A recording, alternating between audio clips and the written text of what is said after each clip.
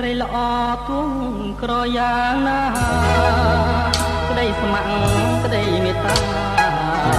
ជឿចំជីវ៉ាបងដឹកកែប្រាទាំងត្រាស្រពោនក៏អូននៅល្អលើកគេ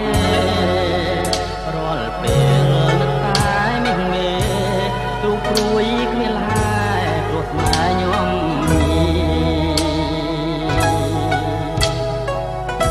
រឿងមួយអូនព្រួយព្រួងនឹកបង